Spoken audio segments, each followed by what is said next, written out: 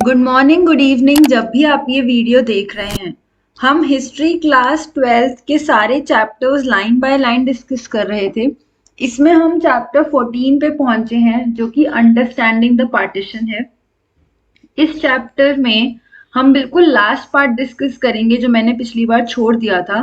और इस पार्ट के साथ हम एक और चीज, जो कि है पूरी आपकी जो लास्ट में टाइम लाइन दी हुई है वो, और एक बार क्विक रिवीजन पूरे चैप्टर की कर लेंगे, ताकि आपको पूरा एक बार अच्छे से रिवाइज भी हो जाए। तो मैंने इसीलिए लास्ट पार्ट छोड़ दिया था, ताकि आपको एक बार मौका मिल जाए कि आप पूरा पढ़ लो। फिर हम इस टाइमलाइन के थ्रू जो जो चीजें इंपॉर्टेंट है वो मैं आपको बता दूंगी, और हम एक बार पूरा चैप्टर क्विक रिवीजन के तौर से कर लेंगे बुक के साथ। तो आप बुक लेके ही बैठना। तो शुरू करेंगे अभी हम ओरल टेस्टिमनीज, जो कि बिल्कुल लास्ट पार्ट है इस चैप्टर का। So hello and welcome to success learning. अगर आप चैनल से फर्स्ट टाइम जुड़ रहे हो तो चैनल को सब्सक्राइब कीजिएगा और बेल आइकन को क्लिक करना मत भूलिएगा। वीडियो अच्छी लगे, कुछ इन्फॉर्मेटिव सीखने को मिले तो वीडियो को डेफिनेटली लाइक कीजिएगा।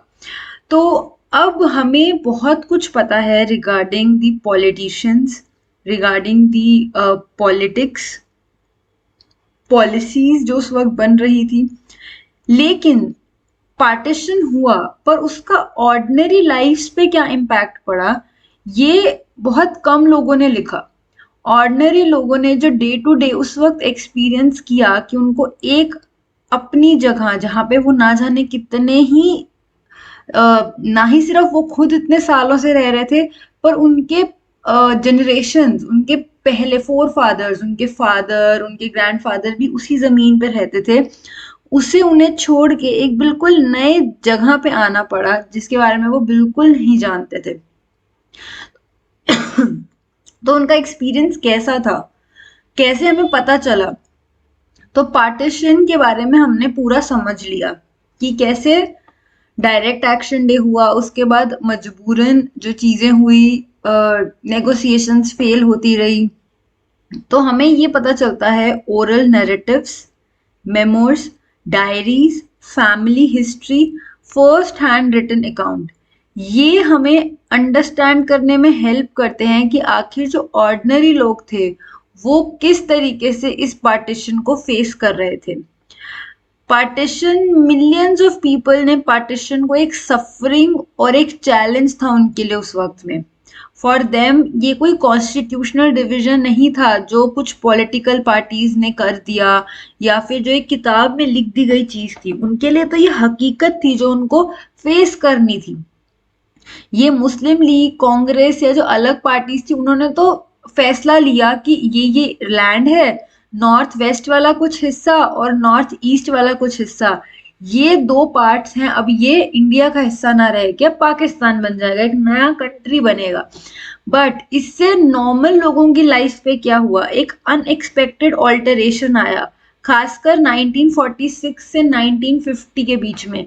क्योंकि लोग एक ही दिन में नहीं मूव कर गए थे, it took years for people to move from one place to another. क्योंकि उस वक्त एयरप्लेन नहीं थे, उस वक्त सिचुएशंस बहुत कंफ्यूजिंग थी। तो कुछ लोग एकदम से मूव कर गए, कुछ लोगों को लगा कि नहीं, हम थोड़ा टाइम बाद मूव करेंगे, शायद ये सब चीजें अपने आप ही खत्म होके सेटल हो जाएं। तो इसके कारण लोगों पे ना ही सिर्फ साइकोलॉजिकल बल्कि इमोशनल और सोशल एडजस्टमेंट भी उनको रिक्वायर्ड थी।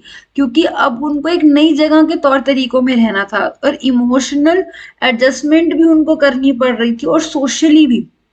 हमने इसमें होलोकॉस्ट की टर्म भी डिस्कस की थी, जो नाजी जर्मनी में यूज होती थी, कि पार्टीशन सिर्फ एक सिंपल पॉलिटिकल इवेंट नहीं था, कि जो पॉलिटिकल पार्टीज, कांग्रेस या मुस्लिम लीग ने बोल दिया कि चलो आज से ये हिस्सा इंडिया का ना रह के अब ये डिवाइड होके नया हिस्सा बन गया। ये बहुत सिंपल इवेंट नहीं था, लेकिन इसके लिए बहुत डीप मीनिंग्स अटैच थे लोगों के साथ। उन लोगों की मेमोरीज और उनके एक्सपीरियंसेस जो इस रियलिटी ऑफ इवेंट को बताते हैं, उससे हमें पता चलता है कि उन्होंने कितनी मुश्किलें सही उस वक्त में। One of the strength is personal reminiscence. जिन लोगों ने उस टाइम पे पार्टीशन अपनी आंखों से देखा, जब वो लोग पीछे बताते हैं कि ऐसा ऐसा ऐसा हुआ था, वो एक सबसे बड़ी स्ट्रेंथ है। एंड ये एक तरीके का ओरल सोर्स है। तो अगर आपको ओरल टेस्टिमनीज का आए तो सबसे पहले तो आप लिखोगे इंट्रोडक्शन, ये सब लिखोगे कैसे एक ऑर्डिनरी इंसान फेस कर रहा था रियलिटी। कॉन्स्टिट्यूशनल या फिर ये पॉलिटिकल डिसीजन नहीं था उनके लिए तो लैंड की रूट रियलिटी थी। फिर उनको साइकोलॉजिकल, इमोशनल और सोशल एडजस्टमेंट्स करनी पड़ रही थी। साथ ही साथ एक पर्सनल रेमिनिसेंस, जो एक पुरानी याद करके बताना अपने एक्सपीरियंसेस को, अपनी मेमोरीज को डिटेल में, ये एक बहुत रिच हिस्ट्री जानने का एक तरीका है। बट ये इम्पॉसिबल है कि हम एग्जैक्ट इंफॉर्मेशन जो ये लोग बता रहे हैं ये हमें गवर्नमेंट डॉक्यूमेंट्स में मिले। पॉलिसीज, पार्टी मैटर्स, तो काफी सारी स्टेट ने स्पॉन्सर की स्कीम्स, इन बातों को जानने के लिए कि लोगों के साथ क्या हो रहा था, गवर्नमेंट की रिपोर्ट्स और फाइल्स और लोगों की जो पर्सनल राइटिंग्स थी जो लोगों ने खुद लिखा, वो हमें बताती हैं कि उस वक्त कैसा हो रहा था। ब्रिटिश और मेजर पॉलिटिकल पार्टीज जो थी वो फ्यूचर ऑफ इंडिया कि अब इसके बाद कैसे सब कुछ संभाला जाएगा, क्योंकि ब्रिटिशर्स का तो अब था कि हमें छोड़ के जाना है, तो वो अपनी पैकिंग कर रहे थे। और जो इंडियन पॉलिटिकल लीडर्स थे वो कह रहे थे कि अब हमें कैसे चलानी है सत्ता। और रिफ्यूजीज जो पाकिस्तान वाले एरिया से इंडिया में आ रहे हैं या जो इंडिया से वहां जा रहे हैं, तो वो इस वक्त एक रिफ्यूजी के तौर से रह रहे हैं। तो उनके कैसे उनको एक अच्छी जगह दी जा सके, इन सब पे डिस्कशन चल रही थी। Day to day experiences affected by the government's decision, लोगों की रोजमर्रा की जिंदगी एक गवर्नमेंट के डिसीजन से इम्पैक्ट हुई थी। ओरल हिस्ट्री हमें ब्रॉडली चीजों को समझने में हेल्प करता है कि कैसे जो आम, पुअर, बेसहारा, जिनके पास पावर नहीं थी, उन लोगों की जिंदगी में क्या हुआ, ये हमें ओरल हिस्ट्री से पता चलता है। ये आपको किसी जर्नल या आपको पब्लिक स्पीचेस या आपको गवर्नमेंट ऑफिशियल्स की आर्काइव्स में नहीं पता चलेगा। अब्दुल लातिफ फादर, उन्होंने बताया कि एक वुमेन थी थाव खालसा, एक जगह से अ रिफ्यूजी जिन्होंने रिटेलिएट किया, उन्होंने मतलब विद्रोह किया कि वीट एट होलसेल प्राइस, जो जिस प्राइस पे गेहूं बेची जा रही थी उस पे उन्होंने रिटेलिएट किया। एंड मतलब गनी बैग्स जिनमें आती है ना अनाज वगैरह दिया जाता है, जूट का बैग होते हैं, उनको जिसमें वीट आती थी उनको वो बेचती थी। A middle class Bengali window bent double over road laying work in Bihar. मतलब कंडीशंस काफी खराब थी लोगों के लिए, क्योंकि लोगों के पास पैसे नहीं थे और काफी ज्यादा मुश्किल हो रही थी खाना जुटाने में, क्योंकि हर चीज बहुत महंगी हो गई थी। एक पेशावरी ट्रेडर, पेशावर जो कि आज की डेट में पाकिस्तान में है, वहां का एक ट्रेडर होगा, वो अब इंडिया की तरफ आए तो उनको लगा कि ही थॉट कि जो कटक है वो एक बहुत ही सुंदर जगह होगी, वहां पे उनको वहां पे wonderful to land a petty job. It was a wonderful to land a petty job upon, जब वो वहां पे इंडिया में आए तो उन्होंने पूछा कि कहाँ है ये कटक, क्या ये हिंदुस्तान के ऊपरी हिस्से में है या ये हिंदुस्तान के नीचे हिस्से में है, क्योंकि उन्होंने कभी सुना ही नहीं था बिफोर इन पेशावर, उन्होंने कभी भी कटक के बारे में पेशावर में नहीं सुना था। तो वो यहाँ के लोकल लोगों से पूछ रहे थे कि आखिर ये कटक है कहाँ पे। दस इन एक्शंस और well of and well known oral history ने हमें बहुत सारे एक्सपीरियंसेस जो मेन और वुमेन ने उस वक्त फेस किए, जो हम लोग शायद फॉर ग्रांटेड ले लेते हैं या सिर्फ ये जान लेते हैं हाँ ठीक है पार्टीशन हुआ था। हमारे लिए ये बहुत इजी आज की डेट में पढ़ लेना कि पार्टीशन हुआ, बट जिन्होंने उसे एक्सपीरियंस किया, जो अपनी हिस्ट्री में उसको याद करके अपनी मेमोरीज में बताते हैं, उनके लिए बहुत अलग चीज थी। और उनकी लाइफ के बारे में, और वो group of people in the past, ये लोग बहुत इनएक्सेसिबल थे, क्योंकि इन लोगों की बातें लोग बताते नहीं थे खुल के, अपनी अपनी सफरिंग्स जो उन्होंने फेस किया, जिस जिस दौर से वो गुजरे, वो लोग बताते नहीं थे। और दूसरा, वो जो आम इंसान है वो इतना इम्पोर्टेंट भी नहीं होता था कि उनकी बातें कोई रिकॉर्ड करे, कोई सुने। ये बाद में जाके हिस्टोरियंस ने जिम्मा लिया और जानना शुरू किया। अब जो ओरल हिस्ट्रीज होती हैं उनको लेके भी हिस्टोरियंस बड़े स्केप्टिकल होते हैं, मतलब ये नहीं कि वो जो सुन लेते हैं लोगों से उसको वो आंखें बंद करके विश्वास कर लेते हैं। ओरल डेटा में कॉन्क्रीटनेस नहीं होती। जैसे अब आपको अगर मैं गवर्नमेंट ऑफिशियल का कोई रिकॉर्ड दूं, आर्काइव्स में जो पड़े हैं, उसमें ना एग्जैक्ट लिखा होगा कि 1919 के जनवरी के महीने में क्या हुआ, फेब्रुवरी में क्या हुआ, मार्च में क्या हुआ, और फिर जलियांवाला बाग इंसिडेंस हुआ तो उसका इम्पैक्ट फिर बाद में चौरी चौरा से कैसे निकला। तो ये सब चीजें ना बहुत इंटरकनेक्टेड होती हैं और आपको ना तथ्य मिलते हैं, आपको फैक्ट्स मिलते हैं, तो आप इन पे विश्वास कर पाते हो।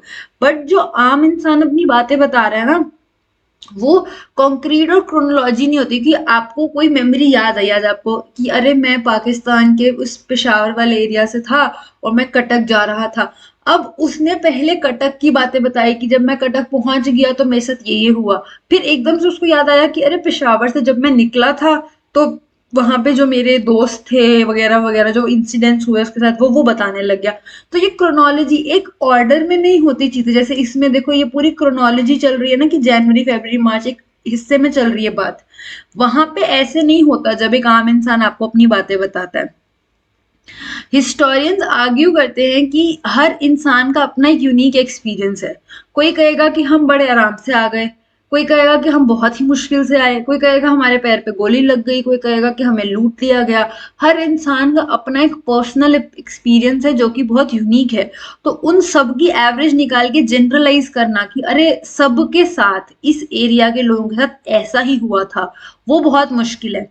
एक लार्ज पिक्चर नहीं बनाई जा सकती इन माइक्रो एविडेंसेस से, क्योंकि हर इंसान का अपना पर्सनल अलग एक्सपीरियंस था। One witness is no witness, क्योंकि एक ही इंसान या कुछ चुनिंदा लोग आपको उस एरिया के सारे लोग नहीं मिल पाएंगे अब तो खैर इतने साल हो गए हैं तो इतने ही कम लोग बचे होंगे जिन्होंने पार्टीशन अपनी आंखों से देखा होगा। तो इतने सालों में उनकी कितनी मेमोरी धुंधली हो चुकी होगी। तो एक दो इंसान अगर आपको किसी एक स्पेसिफिक जगह से मिल जाए, पेशावर के मिल जाए या बांग्लादेश वाला जो एरिया है वहां के मिल जाए, तो वो आपको पूरी पिक्चर नहीं बता पाएंगे कि क्या हुआ था। तो ओरल अकाउंट्स जो होते हैं वो बहुत टेंजिबल इश्यूज होते हैं, क्योंकि वो एक स्मॉल इंडिविजुअल का एक्सपीरियंस होता है और वो उनकी यादों में है, irrelevant to unfolding large process of history की ओवरऑल पूरे एरिया में एक लार्ज एस्पेक्ट में क्या हो रहा था वो आप नहीं समझ पाते। तो अगर आपसे पूछा जाए इस क्वेश्चन में कि ओरल हिस्ट्री का ड्रॉबैक क्या है, तो ये उसका डिसएडवांटेज या ड्रॉबैक है कि आप एक तो क्रोनोलॉजी नहीं होती, कॉन्क्रीट नहीं होता, और एक इंडिविजुअल का एक्सपीरियंस आप सबके लिए नहीं कह सकते। अब however in regard of events such as partition in India or Holocaust in Germany, there is no dearth of testimony after the different forms of distress, क्योंकि टेस्टिमनी क्या है, लोग अपने एक्सपीरियंसेस बताते हैं। तो एम्पल एविडेंसेस हमें बताते हैं, पॉइंट आउट एक्सेप्शंस कि कुछ किसी के साथ कुछ हुआ, किसी के साथ कुछ हुआ। कंपेयर किया जाता है ओरल और रिटन चीजों को, और उससे हमें कुछ अलग अलग सोर्सेज यूज किए जाते हैं ताकि हमें चीजों को अच्छे तरीके से समझ सकें। हिस्टोरियंस रिलायबिलिटी अलग अलग पीसेस ऑफ एविडेंस को चुनते हैं। कोई ओरल एविडेंसेस हैं, कुछ रिटन हैं, कुछ गवर्नमेंट रिकॉर्ड्स हैं, कुछ पॉलिटिशियंस के अपने जर्नल लिखे हुए हैं उन्होंने, उन सब को मिक्स मैच करके फिर वो एक कंक्लूजन पे पहुंचते हैं जो उनको लगता है कि ये सटीक हो सकता है। The experience is related to central to the story, जो लोगों के एक्सपीरियंसेस थे। ओरल सोर्सेस को बाकी सारे सोर्सेस जैसे रिटन है या अलग अलग जर्नल्स हैं उनके साथ चेक किया जाता है। और recovered women exchange in India and Pakistan state, लेकिन जो एक्चुअल में वुमेन ने सफर किया, जिसके साथ एक बहुत एक अच्छी सिचुएशन नहीं हुई है, उसके एक्सपीरियंसेस बहुत नेगेटिव हैं, एक डर है, क्या वो वुमेन खुल के अपने एक्सपीरियंसेस बता पाएगी? ऐसा कहना बहुत मुश्किल है। तो वुमेन जिन्होंने सफर किया या जिस वुमेन ने देखा एक्सपीरियंस किसी और के साथ होते हुए, या किसी मेल ने भी अपनी किसी फैमिली की वुमेन के साथ कोई गलत एक्सपीरियंस होते हुए देखा, तो क्या वो ये ओपनली सबको बता पाएंगे? बहुत रेयर चांस है कि कोई बता पाए, because it is very difficult to tell that kind of a story. तो हमें ये बात रियलाइज करनी चाहिए कि जो ओरल डेटा है, जो ये सब लोग अपने आप बताते हैं, ये एक तो बहुत आसानी से अवेलेबल नहीं है, एंड जो ये इंटरव्यूज वगैरह से कंबाइन किया जाता है एम्पथी विद टैक्ट, मतलब लोगों को बहुत आराम से समझाना पड़ता है कि प्लीज आप हमें अपनी बात बताइए, क्योंकि लोग खुल के ओपनली बताना नहीं चाहते होते। सबसे बड़ी डिफिकल्टी ये है कि जो पर्सनल एक्सपीरियंस है वो इंटेंसली उनके बारे में शायद आपसे बात ना करे। जैसे मैंने अभी ऊपर बताया कि कोई जो बहुत बड़ी चीज उनके साथ हुई जो कि बहुत दर्दनाक थी, चाहे उनकी कोई गलती नहीं थी उसमें जो उनके साथ हुआ, बट वो कंफर्टेबल नहीं फील करेंगे आपसे वो बात करने में। वुमेन जिसके साथ एक बहुत बड़ी ट्रेजेडी हुई है, वो शायद एक नहीं बता पाएगी, और वो उस पर्सनल ट्रॉमा को अवॉइड करेगी बताना। तो इन डेप्थ और मीनिंगफुल डेटा ऑब्टेन करना बहुत मुश्किल होता है ओरल टेस्टिमनी में, और ये सब उसकी डिसएडवांटेज हैं। एडवांटेजेस हैं जो मैंने ऊपर डिस्कस की कि हमें लोकल पुअर जो पावरलेस लोग थे उनके बारे में पता चलता है, लेकिन डिसएडवांटेजेस ज्यादा हैं जो ये हम डिस्कस कर रहे हैं। अब दूसरी प्रॉब्लम ये भी होती है कि कुछ लोगों को कुछ थोड़ी बहुत बातें ही याद रहती हैं, बाकी वो भूल जाते हैं, क्योंकि इतने सदियां 10 10 10 20 30 40 साल हो चुके हैं उस चीज को हुए हुए। तो अब इतने सालों बाद जब वो उस बारे में एक्सपीरियंसेस याद करते हैं तो उनको कुछ चीजें याद रहती हैं, कुछ वो भूल जाते हैं। तो एक्चुअल एक्सपीरियंस जो था वो कभी कभी भूला जाता है, और वो जो खुद बनाई हुई उनकी मेमोरीज हैं कि उनको क्या लगा, वो उस हिसाब से बताना शुरू कर देते हैं। तो जो फैक्ट था, जो हकीकत में हुआ, उसकी जगह वो ये बताना शुरू कर देते हैं कि उन्हें क्या लगा। तो ऐसे करके वो चीजें होने लग जाती हैं। In the final analysis many different kind of sources हम कंस्ट्रक्ट कर पाते हैं, क्योंकि पार्टीशन के बारे में हमें काफी कुछ पता चलता है, लेकिन एक रूट लेवल के एक्सपीरियंसेस को समझना जो कि बहुत ट्रॉमेटिक और बहुत दर्दनाक एक्सपीरियंसेस रहे थे, वो समझना बहुत इजी नहीं होता। अब जैसे ये देखो, ये दो लोग, एक लेडी या फिर जो भी इंसान है, इनको कैरी करके ले जा रहे हैं क्योंकि ये वॉक नहीं कर सकती। अब ऐसा क्या हुआ, ये इनको इस टाइम पे, ये तो अब अगर इनसे कोई पूछे इस वक्त में जब ये कर रहे हैं, ये एग्जैक्ट आपको डिटेल्स बता पाए, लेकिन 10 15 20 साल बाद आप पूछो तो शायद ये ना बता पाए आपको उतनी डिटेल में चीजें। तो ये पूरा एक बहुत ट्रॉमेटिक और बहुत बुरा एक्सपीरियंस जो उस वक्त लोगों ने फेस किया। पॉलिटिकल पार्टीज और कॉन्स्टिट्यूशन ने तो सिर्फ फैसले दे दिए, लेकिन एक्चुअल जो रूट लेवल पे लोग थे जो सफर कर रहे थे उनके लिए बहुत बहुत मुश्किल था। तो ये था पूरा चैप्टर। अब हम रिवीजन शुरू करेंगे। तो अंडरस्टैंडिंग पार्टीशन जो कि चैप्टर 14 है, इसकी हम टाइमलाइन और एक बार पूरा चैप्टर गो थ्रू करेंगे कि एग्जैक्टली क्विक रिवीजन होगी, बहुत लंबी वीडियो नहीं होगी।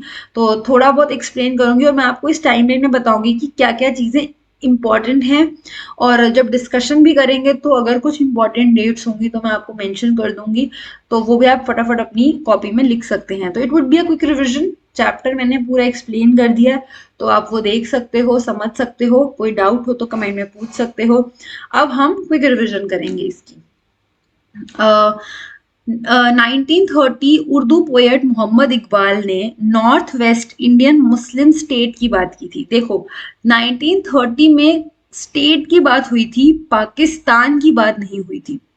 और उन्होंने ये कहा था कि लूज इंडियन फेडरेशन हो, कि सेंटर लूज हो, बट ये नॉर्थ वेस्ट का जो हिस्सा है जहां पे आज पाकिस्तान है, वो वाला एरिया मुस्लिम स्टेट हो, इंडियन मुस्लिम स्टेट हो। ये अगर आप याद कर सकते हो तो कर लेना, नहीं तो इतना याद रख लेना कि एक उर्दू पोएट थे मोहम्मद इकबाल। ठीक है। अब 1933 में ये डेट याद रख पाओ तो ठीक है, नहीं तो ये याद रख लेना कि जो पाकिस्तान है या पाकिस्तान है, ये एक पंजाबी मुस्लिम थे, स्टूडेंट ऑफ कैम्ब्रिज, चौधरी रहमत अली, उन्होंने दिया था। कांग्रेस मिनिस्ट्रीज को 7 आउट ऑफ 11 प्रोविंसेस में पावर मिली थी। ये बहुत इंपॉर्टेंट है। 1935 से 1939, 39 में उन्होंने रिजाइन कर दिया था। तो ये वाली डेट बहुत इंपॉर्टेंट है क्योंकि इस वक्त कांग्रेस को 7 में से 11 प्रोविंसेस मिले थे। 1940 में ये भी इम्पोर्टेंट है कि लीग ने एक रेजोल्यूशन रखा था एट लाहौर, जब लाहौर सेशन हुआ था तब डिमांड रखी थी कि मुस्लिम मेजॉरिटी एरिया में उनकी अपनी ऑटोनॉमी हो, जहां पे मुस्लिम मेजॉरिटी में रहते हैं वहां मुस्लिम की ही ऑटोनॉमी हो। 1946 में इलेक्शन हुए और कांग्रेस ने, ये बहुत इंपॉर्टेंट है क्योंकि अब आप देखोगे कि इस वक्त जब 1935 से 39 में कांग्रेस जीती तो इवन जो मुस्लिम डोमिनेटेड एरियाज थे ना वहां पे भी मुस्लिम लीग की जगह कांग्रेस पावर में आई थी। लेकिन इन 10 साल में ऐसा क्या हुआ कि अब इलेक्शंस हुए तो कांग्रेस जनरल कॉन्स्टिट्यूएंसीज में जीती, लेकिन लीग जो मुस्लिम सीट्स थी वहां पे उन्होंने बहुत बढ़िया परफॉर्म किया, जबकि 37 वाले टाइम पे कांग्रेस ने ही, जहां पे मुस्लिम मेजोरिटी थी वहां पे भी कांग्रेस ही पावर में आई थी। 1946 में मार्च से जून में कैबिनेट सेंड हुई थी। 3 मेंबर्स थे कैबिनेट मिशन में, कैबिनेट वो बिल्कुल फेल हो गया था। ये बहुत इंपॉर्टेंट है। 1946 के अगस्त में Jinnah declared, Muslim League basically declare direct action day, और इसमें डिमांड क्या थी पाकिस्तान की। बहुत ब्लड शेड हुआ था, लोगों को मारा गया था एंड मतलब पहले तो इस बात को इतना सीरियसली नहीं लिया था ब्रिटिश ने या कांग्रेस ने कि ऐसा कुछ होगा, बट ये एक्चुअली हुआ था। 16 अगस्त को वायलेंस हुआ हिंदू, सिख और मुस्लिम्स के बीच में कैलकाटा में। मतलब हिंदूज और सिख एक तरफ थे और मुस्लिम्स दूसरी तरफ थे कैलकाटा में, लास्टिंग सेवरल डेज। मतलब इनको काफी ब्रूटल वायलेंस था उस वक्त जो हुआ, थाउजेंड्स वर डेड। मार्च 1947 में कांग्रेस ने फाइनली ये डिसीजन लिया कि पंजाब, ये मार्च याद कर पाओ ठीक है, नहीं तो 1947 ही याद रख लेना, कि पंजाब वाला एरिया 2 पार्ट्स में डिवाइड होगा, एक मुस्लिम मेजॉरिटी, एक हिंदू सिख मेजॉरिटी। और सिमिलरली जो बंगाल वाला एरिया है वहां पे भी ऐसे ही 2 पार्ट्स होंगे, एक जगह पे हिंदू और सिख मेजॉरिटी और एक जगह पे मुस्लिम मेजॉरिटी। ब्रिटिश ने अपनी तैयारी कर ली थी, पैक कर लिया था कि अब हम क्विट कर रहे हैं। 14 और 15 अगस्त को पाकिस्तान फॉर्म हुआ, इंडिया ने इंडिपेंडेंस गेन की। और महात्मा गांधी उस वक्त जब इंडिया इंडिपेंडेंस सेलिब्रेट कर रहा था तो वो दिल्ली में ना होके नावखली में थे, जो कि ईस्ट बंगाल वाला एरिया है। वहां पे कम्युनल मतलब क्लैशेस हो रहे थे, वायलेंस हो रहा था कम्युनिटीज के बीच में। तो उस टाइम पे वो वहां पे शांति का प्रचार कर रहे थे और वो दिल्ली की जगह वो ईस्ट बंगाल के नावखली वाले गांव में थे। तो ये टाइमलाइन थी आपकी जो आपकी बुक में दी हुई है। कुछ ऐसी डेट्स भी हैं जो इसमें नहीं दी हुई हैं, वो मैं एक वीडियो बनाऊंगी अलग से जिसमें मैं वो पूरी टाइमलाइन और नोट्स आपको समझा दूंगी। अब हम इस चैप्टर को एक बार रिवाइज कर लेते हैं और समझ लेते हैं जो जो इम्पोर्टेंट चीजें हैं, अगर कोई आपसे स्किप हो गई है। देखो, अंडरस्टैंडिंग पार्टीशन में हम पॉलिटिक्स की भी बात करेंगे, लोगों की मेमोरीज जो ओरल टेस्टिमनीज हैं और एक्सपीरियंसेस, इन सब चीजों की इस चैप्टर में बात की गई है। अब 1947 हमें आज़ादी मिली थी। आज़ादी मिलने का मतलब क्या है, हम लोग बहुत खुश थे, पर हकीकत ये थी कि ब्रिटिश इंडिया अब 2 हिस्सों में डिवाइड हो चुका था, वो था इंडिया और पाकिस्तान। और इस चीज ने थाउजेंड्स ऑफ लोगों को सफर करने के लिए छोड़ दिया था।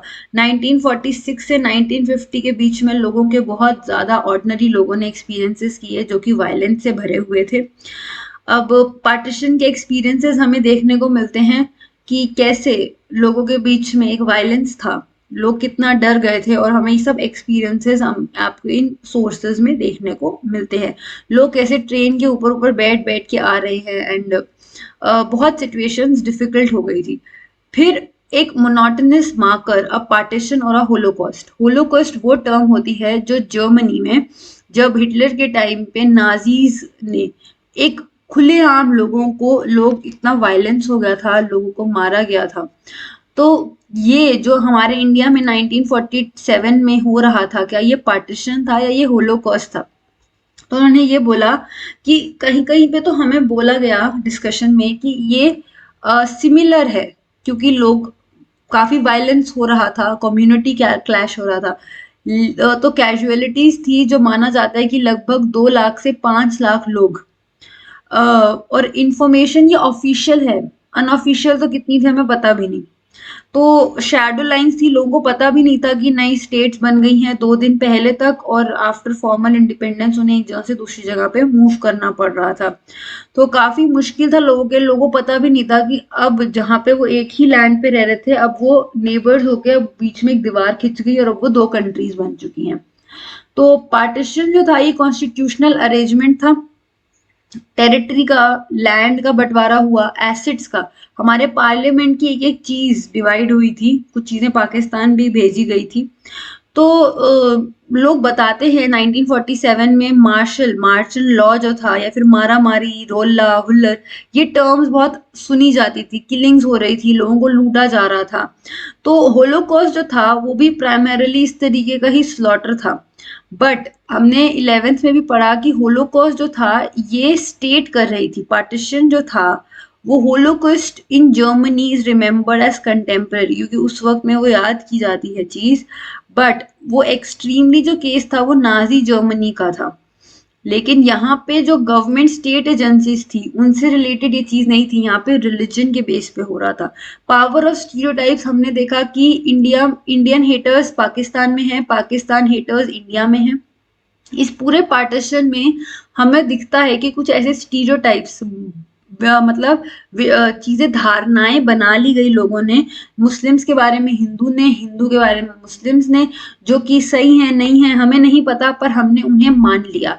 ये धारणाएं 1947 के डिवीजन से पहले भी एग्जिस्ट करती थी, लेकिन ये बहुत ज्यादा डीपन हो गई जब हमारा डिवीजन हो गया, और एक तरीके से दोनों कंट्रीज के बीच में एक नफरत फैल गई थी। पार्टीशन ने ऐसी मेमोरीज जनरेट की जो एक दूसरे को लेके बहुत अच्छी नहीं थी। दोनों तरफ से हेटर्स, कम्युनिटी को लेके कॉन्फ्लिक्ट्स थी, क्लैशेस थे लोगों के अंदर, और वायलेंस जो था वो कम्युनल ग्रुप्स के बीच में बढ़ता चला गया। लोगों की फीलिंग्स एक दूसरे को लेके, अब वो एक देश में नहीं रह रहे थे, अब वो प्रॉब्लमैटिक नोशंस बन चुके थे। पाकिस्तान और इंडिया के बीच में जो रिलेशंस थे वो उस टाइम की कॉन्फ्लिक्ट और मेमोरीज को हमें आज भी हमारे अंदर वो शायद चीजें रहती हैं। लखनऊ पैक्ट बहुत इंपॉर्टेंट है क्योंकि ये 1916 में हुआ। इसमें कांग्रेस और मुस्लिम लीग जो थी, मुस्लिम लीग तो उस वक्त यंग पार्टी थी, एंड कांग्रेस ने सेपरेट इलेक्टोरेट्स को एक्सेप्ट किया था। इस पैक्ट में जॉइंट पॉलिटिकल प्लेटफॉर्म था। मॉडरेट्स, रेडिकल्स और मुस्लिम लीग ये सब इकट्ठे मिलके काम करेंगे अगेंस्ट ब्रिटिश। ये चीज लखनऊ पैक्ट में डिसाइड की गई थी। ऑल्दो वक्त के साथ ये चीज बिल्कुल बदल गई। लॉन्ग हिस्ट्री की अगर हम बात करें तो इंडियन और पाकिस्तानी दोनों हिस्टोरियंस को ये लगता है कि मोहम्मद अली जिन्ना ने टू नेशन थ्योरी, यानी कि हिंदू और मुस्लिम्स के अलग अलग कंट्रीज बना दी जाएं, इसको सिर्फ इसी तौर से यूज किया था कि एक बार्गेन के तौर से, कि मतलब मैं बहुत बड़ी चीज मांगूंगा तो मुझे छोटी चीज तो मिल ही जाएगी। पर उन्होंने ये एग्री किया कि ये कॉन्फ्लिक्ट्स एग्जिस्ट करती थी, पर फिर भी ये लोग रहते थे साथ में। ऐसा हमें कोई बड़ी चीज नहीं देखने को मिलती कि ये लोग एक दूसरे के साथ ही नहीं रह रहे थे, और काफी सालों से रह रहे थे। अब कुछ स्कॉलर्स ये कहते हैं कि ये पॉलिटिकल जो ये डिफरेंसेस और क्लैशेस थे ये 1919 में शुरू हुए। 1 मिनट, मेरे को लैपटॉप चार्ज करना है। तो 1919 और 9 में मुस्लिम्स ये मानते हैं कि अगर कॉलोनियल गवर्नमेंट ये सेपरेट इलेक्टोरेट्स जो मुस्लिम्स डिमांड कर रहे थे, अगर इनको ये चीज मिल गई होती, तो ये सेपरेट जो सजेस्ट किया जा रहा था, और फिर बाद में वो 1919 में बहुत एक्सपैंड हो गया। ये एक नेचर था जो कम्युनल पॉलिटिक्स का। सेपरेट इलेक्टोरेट्स का मतलब ये था कि अब वो खुद की मनपसंद को इलेक्ट कर सकते थे, अपने खुद के रिप्रेजेंटेटिव्स को।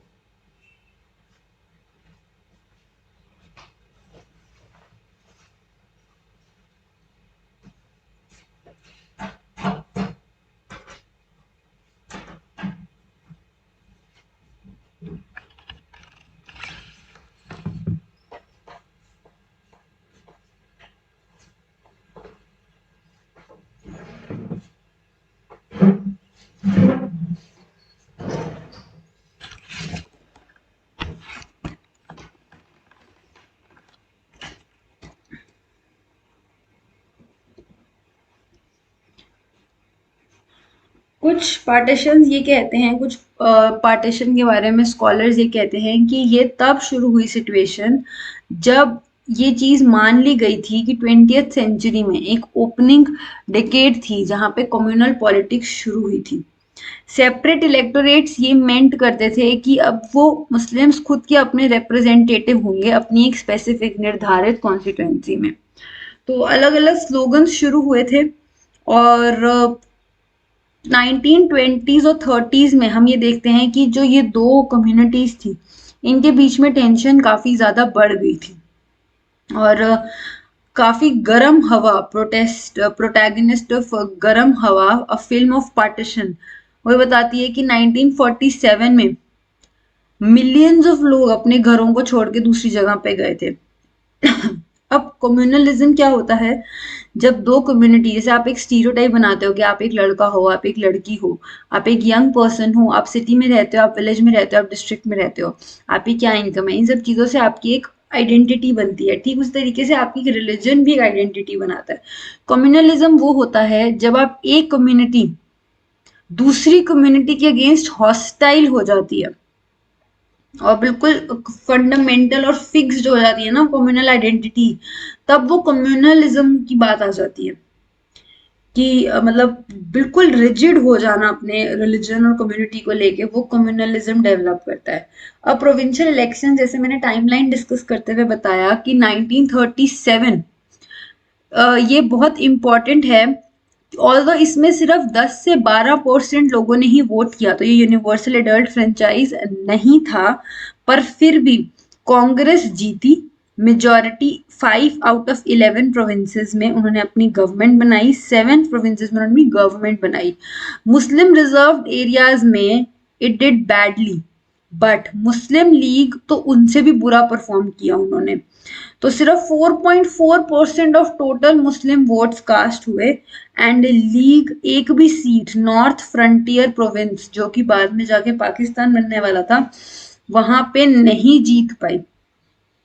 सिर्फ 84 में से उनको 2 सीट्स मिली पंजाब वाले एरिया में और 3 सीट्स मिली 33 में से सिंध वाले एरिया में। और ये आपको एमसीक्यू में पूछा जा सकता है। मुस्लिम लीग तो ये 1906 में इनिशियली ढाका के एरिया में थी, बाद में ये पार्टी धीरे धीरे शुरू हुई और ये एक मुस्लिम मेजॉरिटी रिप्रेजेंटेटिव बन गई। 1940s में इन्होंने ही पाकिस्तान की डिमांड आगे रखी थी।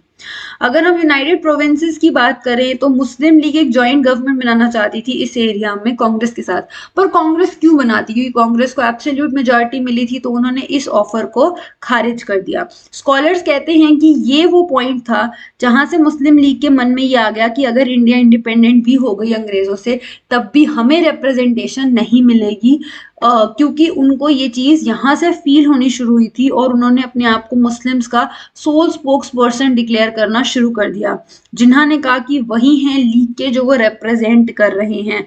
लीग बहुत वीक थी, तो लीग ने अब काम करना शुरू किया, बंगाल और नॉर्थ वेस्ट में अपने आप को स्ट्रांग करने की कोशिश करनी शुरू की। धीरे धीरे ये जो गैप था पॉलिटिकल पार्टीज में ये काफी बड़ा और मतलब मुस्लिम कांग्रेस ने बहुत कोशिश की और कांग्रेस के कुछ लीडर्स ने वार्न भी किया कि हमें सेकुलर होना बहुत जरूरी है, अदरवाइज मुस्लिम लीग ड्रिफ्ट हो जाएगी, हमसे दूर हो जाएगी, बट ये चीज हो ना सकी। अभी 1935-37 में हम खड़े हैं और 1947 में आप देखोगे इन 10 सालों में कितना कुछ बदल जाएगा इन सब एरियाज में। तो अभी तक याद रखना कोई डिमांड ऑफ पाकिस्तान नहीं रखी गई है। अब पाकिस्तान रेजोल्यूशन, ये डेट बहुत इंपॉर्टेंट है टाइमलाइन में, 23 मार्च लीग ने एक डिमांड मूव की थी कि हमें जो मुस्लिम मेजॉरिटी एरिया है वहां पे हमें ऑटोनॉमी मिले। ये रेजोल्यूशन पार्टीशन नहीं या फिर पाकिस्तान नहीं मेंशन कर रहा था, ये सिर्फ इस बात के लिए मेंशन किया गया था कि जो कुछ एरियाज है वहां पे मुस्लिम मेजॉरिटी दी जाए। बट 1 मार्च 1941 को ही अपोज्ड जो ये यूनियनिस्ट पार्टी और ये सिकंदर हयात खान थे, इन्होंने अपोज किया और उन्होंने कहा कि ऐसा मैं बिल्कुल भी सपोर्ट नहीं करता कि एक जगह पे मुस्लिम राज और दूसरी जगह पे हिंदू राज, इस चीज को मैं बिल्कुल भी सपोर्ट नहीं करूंगा। तो मतलब उस वक्त तक लीग के लोगों के अंदर भी ये आइडिया नहीं था of creating Pakistan. Sudden partition 1940 में इस वेग डिमांड को रखा गया था, लेकिन लगभग अगले 7 साल में ही आप देखोगे कि एक नया नेशन बन गया। हु न्यू दैट होमलैंड 1947 के लोगों को अब दूसरी जगह पे मूव करना पड़ेगा, जिन्होंने शायद खुद भी एक बार्गेन का तरीके से देखा था कि उनको ज्यादा बेनिफिट्स मिल सकें, लेकिन जब सेकेंड वर्ल्ड वॉर का प्रेशर आया तो ये नेगोशिएशंस को टाल दिया गया। उसके बाद ये बहुत इंपॉर्टेंट डेट है जो आपकी बुक में नहीं दी हुई थी टाइमलाइन में, तो ये आप लिख लेना। 1942 में क्विट इंडिया मूवमेंट शुरू हुई, और ये काइंड ऑफ गांधी जी की भी थर्ड मेजर मूवमेंट थी जो उन्होंने शुरू की। ये हमने चैप्टर 13 में भी डिस्कस किया था। इसका सोल पर्पस ये था कि अंग्रेजों भारत छोड़ो, एंड इसने इसके बाद जब सेकेंड वर्ल्ड वॉर हुआ, यहाँ पे इतना विद्रोह रहा था, तो ब्रिटिशर्स अपनी नीज पे आ गए। नेगोशिएशन शुरू हुई, ब्रिटिशर्स ने कहा ठीक है हम चले जाएंगे, पर आप ये बता दो कि हमारे जाने के बाद आप इस देश को कैसे संभालने वाले हो। तो डिस्कशन शुरू हुई ट्रांसफर के बारे में कि किस तरीके से पावर दी जाए, कैसे हो। जिन्होंने अपनी डिमांड्स रखनी शुरू की और उन्होंने कहा कि एग्जीक्यूटिव काउंसिल और ऑल दी मुस्लिम मेंबर्स के लिए उन्होंने अलग अलग काइंड्स ऑफ डिमांड्स रखनी शुरू की, और उन्होंने डिसीजन अपोज किया बाय मुस्लिम्स नीडिंग 2/3 मेजोरिटी। इस पॉलिटिकल सिचुएशन के हिसाब से उनकी जो पहली डिमांड थी वो बहुत एक्स्ट्रा ऑर्डिनरी थी। जो नेशनलिस्ट मुस्लिम्स थे वो उस वक्त भी काफी हद तक कांग्रेस को सपोर्ट करते थे, और जो यूनियनिस्ट पार्टी थी उस वक्त जो लार्जली मुस्लिम्स थी, तो ब्रिटिश की कोई इंटेंशन नहीं थी कि वो यूनियनिस्ट जो कि पंजाब गवर्नमेंट को कंट्रोल कर रहे हैं उनको कुछ भी छेड़खानी करे, क्योंकि वो काफी लॉयल थे टुवर्ड्स ब्रिटिशर्स आल्सो। तो जब प्रोविंशियल इलेक्शंस हुए 1946 में, तो जनरल असेंबली में मतलब जो नॉर्मल लोगों ने वोट किया, नॉर्मल में भी मतलब ये नहीं था कि यूनिवर्सल एडल्ट था, बट कुछ स्पेसिफिक लोगों ने ही वोट किया, उसमें कांग्रेस जीती, बट जो नॉन मुस्लिम वोट थे। लेकिन जहां पे मुस्लिम मेजोरिटी रिजर्व्ड एरिया था वहां पे मुस्लिम लीग जीती। सारी की सारी 30 की 30 सीट मुस्लिम लीग ने constituency all, and 86.6% of the Muslim vote. तो 442 509 में से मुस्लिम लीग ने जीती। तो लीग ने अपने आप को एक मुस्लिम वोट में डोमिनेंट क्रिएट कर दिया, और उन्होंने कहा कि हम सोल स्पोक्स पर्सन है इंडियन मुस्लिम्स के, हम उनके हित की बात करते हैं। ऑल दो इस वक्त मैंने कहा ना कि यूनिवर्सल एडल्ट फ्रेंचाइज यानी कि सबने वोट नहीं किया था, 10 से 12% लोगों ने ही इस पॉपुलेशन में वोट किया था। अब मार्च 1946 में कैबिनेट मिशन जो कि 3 लोगों की मिशन थी उसको दिल्ली में भेजा गया, और काफी सारी डिस्कशन हुई। उन्होंने 3 महीने तक पूरे एरिया का दौरा भी किया, काफी सारी वीक सेंटर बनाने की उन्होंने बात की। Section A Hindu majority area हो, सेक्शन बी और सी नॉर्थ मुस्लिम मेजोरिटी एरिया हो, जो कि नॉर्थ वेस्ट में और नॉर्थ ईस्ट में हो। इसमें उस टाइम पे असम भी इंक्लूड किया गया था। तो अगर क्वेश्चन आए कि ब्रिटिश जो कैबिनेट सेंड किया था, ब्रिटिश ने कैबिनेट मिशन उन्होंने क्या अपने सजेशंस दिए थे, तो वो ये सजेशंस उन्होंने कहा था कि 3 सेक्शंस बना दो, ए बी और सी। ए मुस्लिम हिंदू मेजोरिटी, बी और सी नॉर्थ वेस्ट और नॉर्थ ईस्ट, जिसमें असम में उन्होंने इंक्लूड किया था, वो एरियाज आप मुस्लिम मेजोरिटी के बना दो। तो जो मेजर पार्टीज थी उन्होंने इस प्लान को एक्सेप्ट किया, पर धीरे धीरे बिल्कुल ही लीग वांटेड कि ये जो सेक्शन बी और सी हैं इन्हें कंपलसरी ही कर दिया जाए, पर कांग्रेस नहीं चाहती थी इन्हें कंपलसरी करना। तो इस कारण से दोनों के बीच में जो पहले एग्रीमेंट हुआ वो बाद में ब्रेक हो गया, और एंड में कोई चारा नहीं रहा बट पार्टीशन एग्री करना पड़ा। सिर्फ महात्मा गांधी और खान अब्दुल गफ्फार खान जो नॉर्थ वेस्टर्न फ्रंटियर प्रोविंस के थे, उन्होंने ही एंड में सिर्फ पार्टीशन के आइडिया को अपोज किया था, बाकी किसी ने भी उनके आइडिया को अपोज नहीं किया था।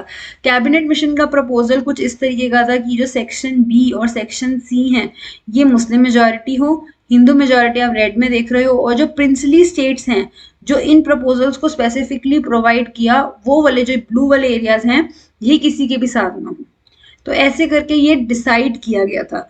बड़े से हम कहते हैं कि सरदार वल्लभ भाई पटेल जिन्होंने हमारे देश को पूरा कनेक्ट किया, तो ये वही प्रिंसली स्टेट्स हैं जिनको उन्होंने हमारे इंडिया में कनेक्ट करने का काम किया, एंड खास करके ये जो जम्मू एंड कश्मीर का एरिया है, और ये पूरा एरिया हमारे कंट्रोल में आ गया और फिर ये इंडिया बना। बट ये काफी आगे की बात है, बट पहले आप ये कह सकते हो कैबिनेट मिशन के जो सजेशंस थे उनको एक्सेप्ट नहीं किया गया, विड्रॉ कर लिया गया कैबिनेट मिशन प्लान से सपोर्ट मुस्लिम लीग ने, और उन्होंने डायरेक्ट एक्शन डे डिक्लेयर किया।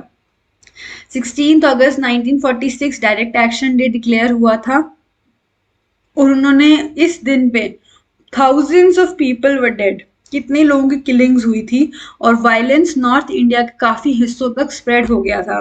कांग्रेस ने फाइनली मार्च 1947 में वोट किया और उन्होंने कहा कि ठीक है, पंजाब के दो हिस्से होंगे, एक जगह पे मुस्लिम मेजॉरिटी, एक जगह पे हिंदू सिख मेजॉरिटी। ठीक उसी तरीके से बंगाल के भी दो हिस्से होंगे, एक जगह पे हिंदू सिख मेजॉरिटी और दूसरी जगह पे मुस्लिम मेजॉरिटी। बट जो बंगाल के सेक्शंस थे उन्होंने इस डिवीजन को एक्सेप्ट नहीं किया था, वो जहां रहते थे उन्होंने वहीं रहने को एक्सेप्ट किया। अब ये ब्लड बाथ शुरू हुआ 1947 में, जब ये डिवीजन हुआ। लोग एक जगह से मूव कर रहे दूसरी जगह पे, लोगों को समझ नहीं आ रहा था कि क्या किया जाए। बड़े बड़े जो ऑफिशियल लीडर्स थे, ब्रिटिश ने उन्हें बोला, महात्मा गांधी, जवाहरलाल नेहरू, वल्लभ भाई पटेल, जिन्हा, लेकिन किसी को भी नहीं पता था कि इन चीजों को कैसे संभाला जाए। गांधी जी ने बोला कि वायलेंस मत करो, उन्होंने काफी कोशिश की, बट चीजें संभल नहीं रही थी।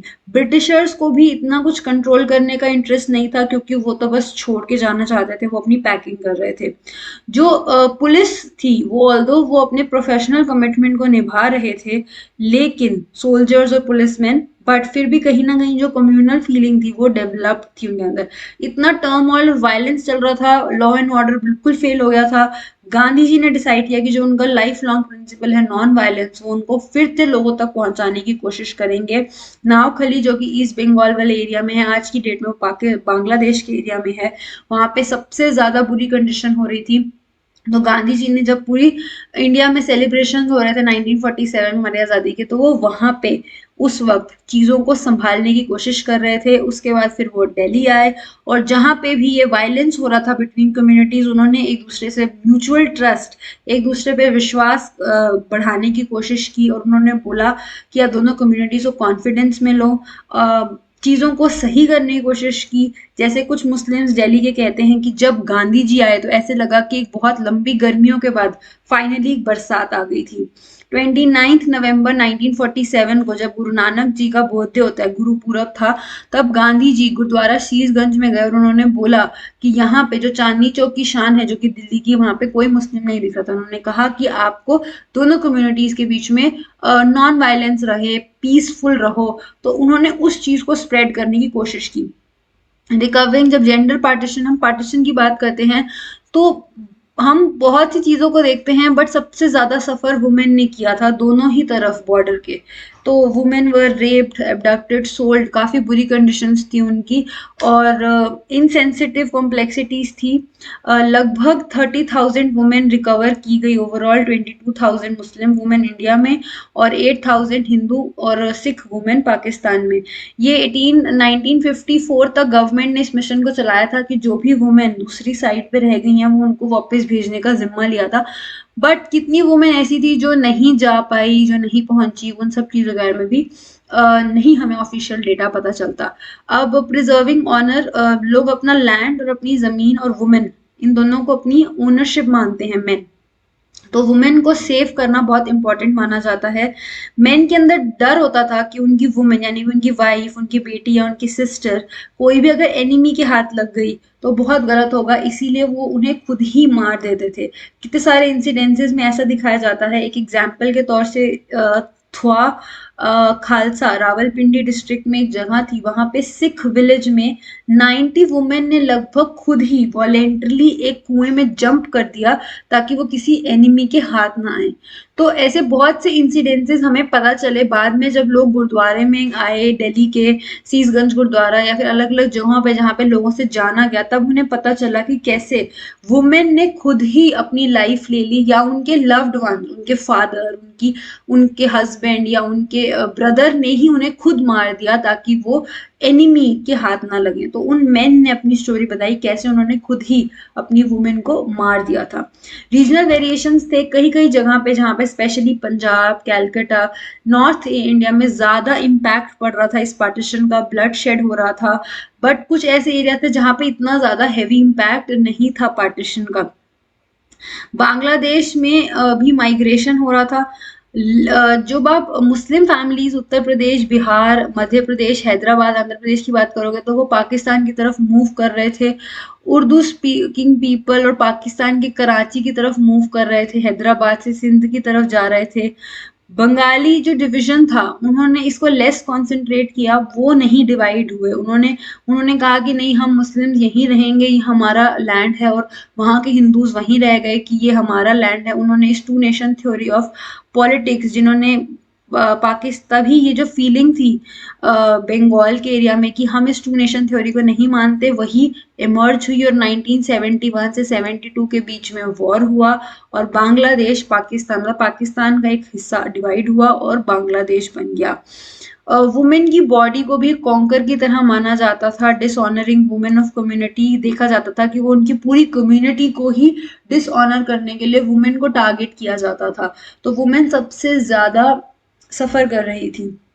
सिचुएशन बहुत खराब थी, लेकिन कुछ ऐसे सिचुएशंस भी देखने को मिलती है जहाँ पे लोग बहुत अच्छे थे, लोगों ने हर कम्युनिटी की हेल्प की। जैसे कि एक सिख डॉक्टर खुशदेव सिंह, जिन्होंने ना ही सिर्फ वहां पे लोगों का ट्रीटमेंट किया, बट उन लोगों को शरण दी।